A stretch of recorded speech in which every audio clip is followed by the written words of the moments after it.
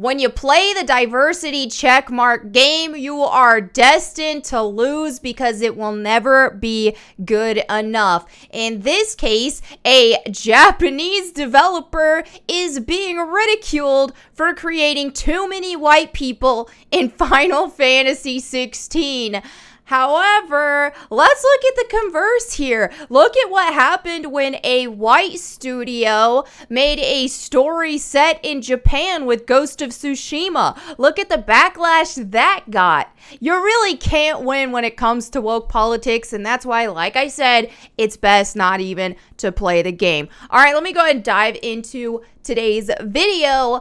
Final Fantasy XVI producer addresses game's lack of diverse characters, because apparently every single game has to have a check mark for diversity, a checklist for diversity. Now, do you have a character of this race, that race, this gender, that gender, this whatever?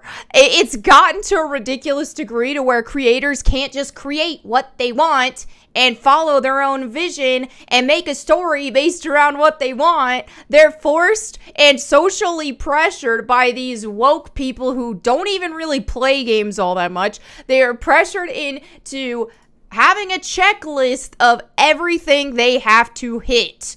It's gotten to insane levels. Let's go ahead and read this article here. Final Fantasy XVI producer addresses game's lack of diverse characters. Producer Naoki Yoshida said the lack of diversity in Final Fantasy XVI may end up being disappointing to some. You know what? Not to anybody who freaking matters, because most people who are playing video games, we want a good and fun experience. The whole representation argument and everything that goes with that is just a bunch of narcissism. Like I said in my last video, I don't go watch movies like Black Panther to see myself in it. I don't go watch movies like Crouching Tiger to see myself in it. It is interesting enough just to see a story based around whatever culture the creator wanted that to be, whether that be organically diverse or not diverse at all. It doesn't matter. It's all about the story and what the creator's vision was and telling that story. Luckily enough, there's countless people in the world who can create their own stories. So if you're narcissistic enough that you can't handle seeing a story in a video game or a movie or whatever that doesn't have you in it, then you can find something that does. But okay, let me go ahead and start reading this before I get way too ahead of myself. Final Fantasy XVI's setting is heavily inspired by medieval Europe, and as such won't be as diverse as, say, modern-day Earth. According to one of the game's producers, that answer and the game's lack of diversity hasn't gone over well with some of the franchise's fans, sparking more than a few heated conversations on social media. In a new interview with IGN, Final Fantasy XVI producer Naoki Yoshida gave a long answer to a question some fans have been wondering since the game's announcement trailer. Are there any people of color in the world of Final Fantasy XVI? The game's trailers to date have depicted a bloody, dark fantasy tale filled with swords and sorcery, but so far have had a distinct lack of non-white characters.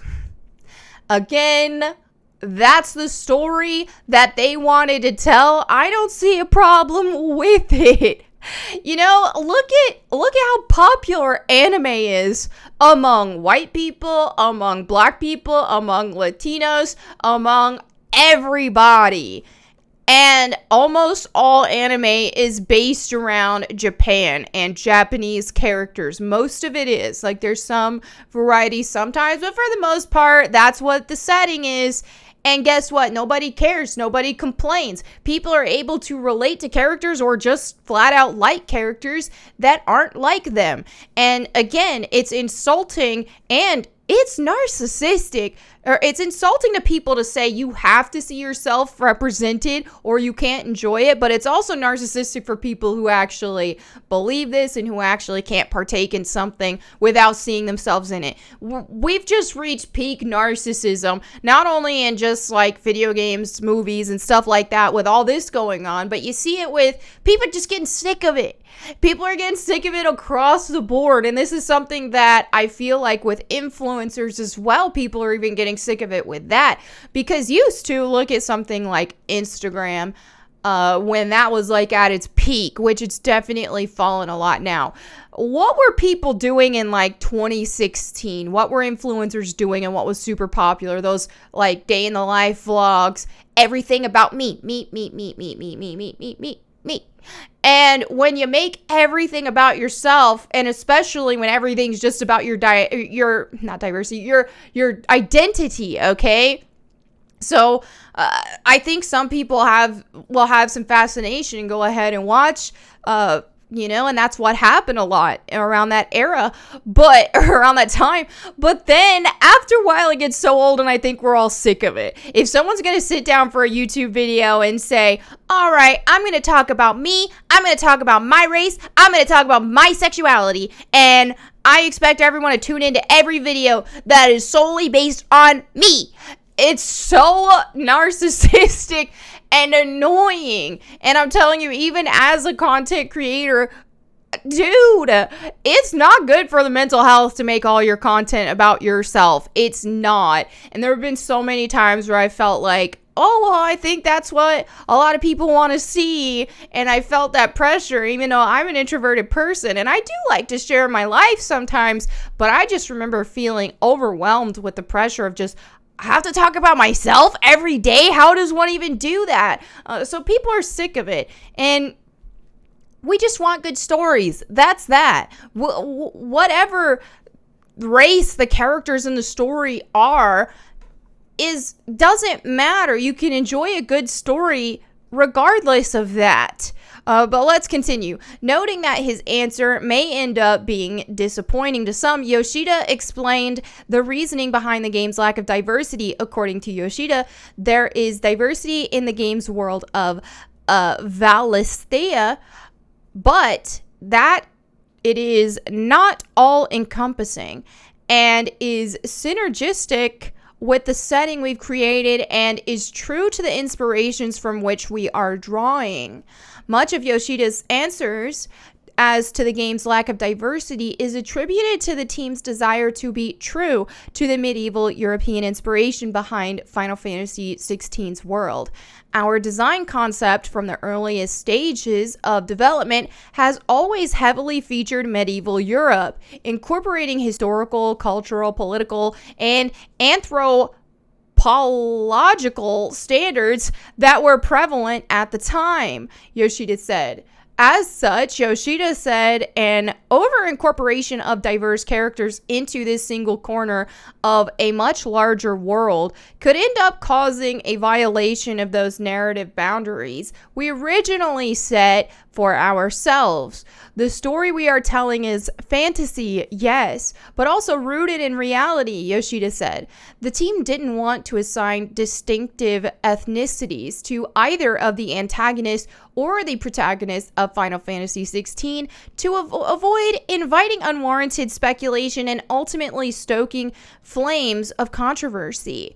Yoshida said the team wants the focus to be less on the outward appearance of our characters and more on who they are as people. Thank you! Thank you! This should be the focus in general when it comes to characters. Why is everything, and not only characters, but people as well, why are we basing everything lately in society on people's appearances? On things that are like, okay, their race, their gender, their sexuality, all of those type of factors. Why are we putting so much weight on that? And why are we obsessing over that when we should be focusing on who they are as people?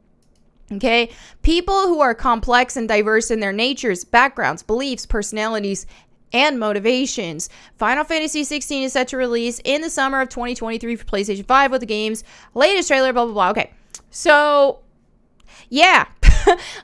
Honestly, all Yoshida had to say in this was we don't have that many diverse characters because this is the vision we had for the game. This is what we wanted our characters to look like, and that's that. That's the only explanation anybody needs. We can't imagine the audacity of telling somebody who's creating their own story, you need more of this character, you need more of that character. How entitled do you think you are? This is not some reimagining of an existing story and where you're wanting accuracy. This is a situation where people are just demanding what they want to see in a brand new story, and it's absurd. And I just think about the creator of Nier Automata, for example. Look how people complained that 2B they didn't like her design. She was too sexualized to them because she had a feminine build and she wore a dress, all that stuff, and they were like, oh, she's too sexualized. And his answer was like, hey, I like pretty women, I wanted a pretty woman in my game, and that's that. And that was the most Chad boss answer, and that's the only explanation anybody needed. That's his story. So in this sort of situation, it's like, that's all Yoshida had to say as well. This is the story we wanted to tell, this is what we wanted our characters to look like. Don't like it, deal with it, don't buy it then. Okay? Because there's plenty of people who will. Because we've been playing games for how long now? Regardless of, we actually judge the game on whether it's a good game and not just what the characters look like. We gotta stop this stupid personal identity obsession. Who freaking cares? Diversity is fascinating when it's done organically, but not when it's forced. And you know what? There is room for stories based around European people. There's still room for that. There's still a market for that. People can enjoy it, and guess what? People who aren't white can and will enjoy it as well. This is created by a team of people who mostly aren't white, you know? So, come on. You got brain cells, use them. All right, anyway, there you have it for today's video. Thank you all so much for hanging out with me. Let me know what you think in the comments below. I'll catch you next time, and in the meantime, go boom.